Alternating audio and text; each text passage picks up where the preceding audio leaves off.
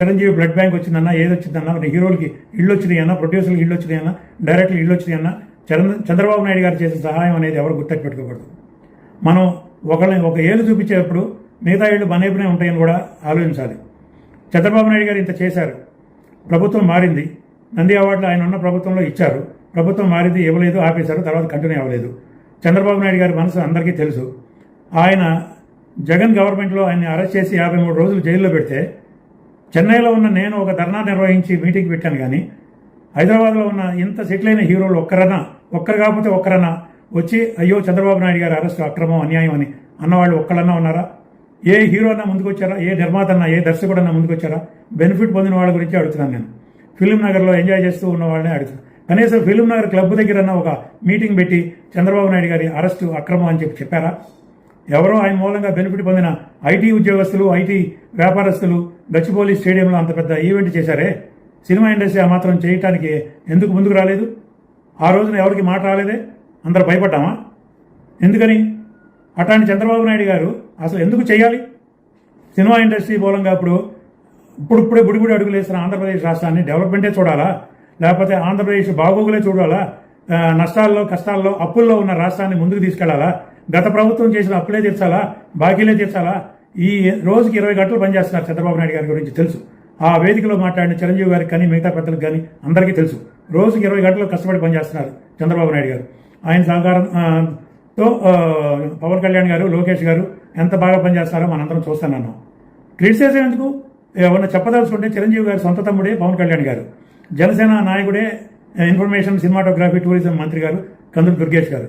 వాళ్ళకి చిరంజీవి గారు ఫోన్ చేసి చెప్పి చంద్రబాబు గారికి ఇట్లా చెప్పండి, ఆయన బిజీగా ఉన్నారు, నా మాటగా చెప్పండి అన్నో, లేకపోతే మీరే ఒకసారి చంద్రబాబు గారిని కలిసో ఎందుకు అడగలేకపోయారు? ప్రజల మధ్యలో పబ్లిక్గా వేదిక మీద చెప్పాల్సిన అవసరం ఏమిటి? అది ఇక మీకే వదిలేస్తున్నాను. నేను ఎవరిని ఇక్కడ కించపరచాలని కాదు, చంద్రబాబు నాయుడు గారి పేరు వచ్చింది కాబట్టి చెప్తున్నాను. ఆయన రోజుకి 20 గంటలు కష్టపడుతూ ఆంధ్ర రాష్ట్ర అభివృద్ధికి పాటుపడుతున్నారు. సినిమా ఇండస్ట్రీ కోసం, సినిమా ఇండస్ట్రీలో టికెట్లు పెంచుకోవడం కోసం వచ్చి అడుగుతున్నారు. కానీ చంద్రబాబు నాయుడు గారు మాకు ఇది చేయండి, మేము ఇది చేస్తాం, లేకపోతే మేము ఈ స్టూడియో కడతాం, మాకు ల్యాండ్ ఇవ్వండి అని ఎవరైనా ముందుకు వచ్చారా? పోనీ ఏమీ లేదు కదా. షూటింగ్లు ఏమైనా ప్లాన్ చేశారా? అమరావతికి వచ్చి మేము ఇట్లా చేస్తామని చెప్పారా? పెద్ద సినిమాలన్నీ ఇండస్ట్రీ అక్కడే సెటిల్ అయి ఉంది కాబట్టి హైదరాబాద్లో చేయడంలో తప్పులేదు. రామోజీ ఫిలిం సిటీ ఉంది, అన్నపూర్ణ స్టూడియో ఉంది, మిగతా స్టూడియోలు ఉన్నాయి. లేదా విదేశాలకు వెళ్తారు. చిన్న సినిమాల కోసం, చిన్న నిర్మాతల కోసం, 90% సినిమాలు తీసే చిన్న నిర్మాతల కోసం ఏదైనా చేయమని ఒక్కళ్ళన్నా వేదిక ఎక్కి మాట్లాడారా? చిన్న నిర్మాతల కోసం ఒక్క మాట మాట్లాడారా? ఏమీ లేదు. ఎవరికి వాళ్ళు వాళ్ళ పనులు, వాళ్ళ కష్టాలు వచ్చినప్పుడు మొన్న ఏదో సభలో అంతకుముందు కూడా దిల్ రాజు గారు చెప్పారు, ఎవరికి కష్టం వస్తే వాళ్లే ముందు వచ్చి ఏదో నిలబడి చేస్తారు. కానీ యునానిమస్గా ఇండస్ట్రీ కోసం మనం కష్టపడదాం, పనిచేద్దాం అనేవాళ్ళు ఎంతమంది ఉన్నారనేది ఎవరు కాదు. ఈ మాట్లాడేవాళ్ళు, ఈ ఆలోచించేవాళ్ళు గుండె మీద చేసి చెప్పాలని నేను మనస్ఫూర్తిగా కోరుతున్నాను. ఇండస్ట్రీ బాగుండాలి. ఎక్కువ పర్సంటేజ్ ఉన్న ఇండస్ట్రీ ఆంధ్రప్రదేశ్ నుంచి 60 to 65% రెవెన్యూ వస్తుంది.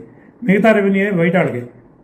అట్లా అని నేను ఎవరిని తక్కువ చేసి చెప్పట్లా. చిన్న నిర్మాతల కోసం ఏదన్నా మనం ఇచ్చేద్దాం అని ఇచ్చిన రామానాయుడు గారి స్టూడియోనే చంద్రబాబు నాయుడు గారి హయాంలో ల్యాండ్ ఇస్తే అది అన్యాక్రాంతం అయితే మళ్ళీ అది తిరిగి గవర్నమెంట్ టేక్ ఓవర్ చేయడానికి ఎంత టైం పట్టిందో అందరికీ తెలుసు. ఆయన ముందడిగేసినా కానీ ఎవరో ఒకరు వెనక్కి లాగుతూ ఉంటే ఆయనకి ఏంటి? ముందు ఆయనకి ఏది ఇంపార్టెంట్? రాష్ట్రాభివృద్ధి ఇంపార్టెంటా, సినిమా పరిశ్రమ ఇంపార్టెంటా? నేను సినిమా ఇండస్ట్రీలో ఒక సీనియర్ ప్రొడ్యూసర్గా, ఒక అనుభవమైన మనిషిగా చెప్తున్నాను. వాళ్ళ సినిమా ఇండస్ట్రీని బాగు చేయాలంటే ఈ షోకాల్డ్ పెద్ద హీరోల చేతుల్లోనే ఉంది, పొలిటికల్ చేతుల్లో లేదు. ఓటీటీకి ఇప్పుడు సౌత్ ఇండియా ఎగ్జిబిటర్లు అందరూ కలిసి ఒక మీటింగ్ పెట్టుకుని ఏర్పాటు చేయాలి, 8 వారాల వరకు ఓటీటీ ఇవ్వకూడదని చెప్పి కండిషన్ పెట్టారు. అలాంటి కండిషన్ మన దగ్గర ఎందుకు పెట్టరు? శాటిలైటు తర్వాత ఈ డిజిటల్ ఫార్మ్స్, క్యూబ్, యూఎఫ్ఓ వాళ్ళు లాంచింగ్ అప్పుడు నేను సౌత్ ఇండియన్ ఫిలిం ఛాంబర్లో ఉన్నాను సెక్రటరీగా. అప్పుడు ఏం చెప్పారు? ఒక 15 సంవత్సరాలు మేము ఛార్జ్ చేస్తాం, తర్వాత మా కాస్ట్ రికవర్ అయిన తర్వాత మేము ఫ్రీగా సప్లై చేస్తాం కంటెంట్ అన్నారు. ఇంతవరకు ఫ్రీ చేశారా? రోజుకి పెంచుకుంటా పోతున్నారు. దాని గురించి మాట్లాడిన హీరో ఒక్కళ్ళన్నా ఉన్నారా? ప్రొడక్షన్ కాస్ట్ పెరిగిపోతుంది. క్యారవాన్లు అంటారు, బౌన్సర్లు అంటారు, అదంటారు, ఇదంటారు, 200 రోజులు, 300 రోజులు, 400 రోజులు షూటింగ్లు అంటారు. ఒక్కొక్క సంవత్సరానికి 2 సినిమాలకి డేట్లు ఇవ్వాల్సిన హీరోలు ప్రతి విషయంలోనూ, కథ దగ్గర నుంచి ఫస్ట్ కాపీ వరకు ప్రతి విషయంలోనూ ఇంటర్ఫీర్ అయ్యి సినిమాలు తీస్తున్నారు. ఆ హీరో అంత ఇంటర్ఫీర్ అయ్యి చేస్తూ ఉంటే 100% సక్సెస్ వస్తూ ఉందా? సక్సెస్ అయితే హీరోలు క్రెడిట్, ఫ్లాప్ అయితేనే డైరెక్టర్, ప్రొడ్యూసర్ పొరపాటు. ఇది కాదు హీరోలు చేయాల్సిన పని. అందరూ కలిసి కూర్చోండి, నిర్మాత కంటూ ఒక విలువ ఇవ్వండి, దర్శకుడు కంటూ ఒక విలువ ఇవ్వండి, కలిసి బడ్జెట్ అయ్యింది. వాళ్ళ ఆడియన్స్ దగ్గర మనం వసూలు చేస్తున్నాం స్పెషల్ షోలని, బెనిఫిట్ షోలని కలెక్ట్ చేసి ఎవరికి ఇస్తున్నాం? డిస్ట్రిబ్యూటర్లకి ఎగ్జిబిటర్లు ఇస్తున్నారు. ఎగ్జిబిటర్ల దగ్గర నుంచి వచ్చిన సొమ్ము డిస్ట్రిబ్యూటర్లు తీసుకెళ్లి ప్రొడ్యూసర్లకు ఇస్తున్నారు. ప్రొడ్యూసర్లకు వచ్చి డబ్బులు తీసుకెళ్లి ఆర్టిస్టులు, టెక్నీషియన్స్, ఇంపార్టెంట్ మనుషులకు ఇస్తున్నారు. అదేమైపోతుంది? ఇండస్ట్రీలో రొటేషన్లోకి రావట్లా, అది ఇండస్ట్రీకి ఉపయోగపట్ల. అటువంటి సినిమాల కంటే కూడా చిన్న సినిమా నిర్మాతలను ఎంకరేజ్ చేయండి, చిన్న సినిమా నిర్మాతల్ని కాపాడండి. ఆంధ్రప్రదేశ్లో అనుకూలమైన లొకేషన్లు చాలా ఉన్నాయి. Coastal belt, green belt, hill stations, beach stations, natural heritage buildings, ఇలా ఎన్నో ఉన్నాయి ఆంధ్రప్రదేశ్ లొకేషన్లు. నిర్మాతలను ఎంకరేజ్ చేయండి. మీరు ఆంధ్రప్రదేశ్లో షూటింగ్లు చేయండి. 30% ఆంధ్రప్రదేశ్లో కనీసం చేస్తే కూడా అక్కడ అభివృద్ధి వస్తుంది. అభివృద్ధి వచ్చిన తర్వాత ఇండస్ట్రీలో చెప్పండి, సార్ ఇవాళ ఆంధ్రప్రదేశ్లో ఇండస్ట్రీ మేము నిలబెట్టాం, ఇప్పుడు నంది అవార్డులు స్టార్ట్ చేయండి అనండి. చంద్రబాబు నాయుడు గారు ఇచ్చారు, తర్వాత ఆగింది, తర్వాత ఇప్పుడు మొదలైంది. గద్దర్ అవార్డ్స్ ఇస్తున్నారు, సంతోషం.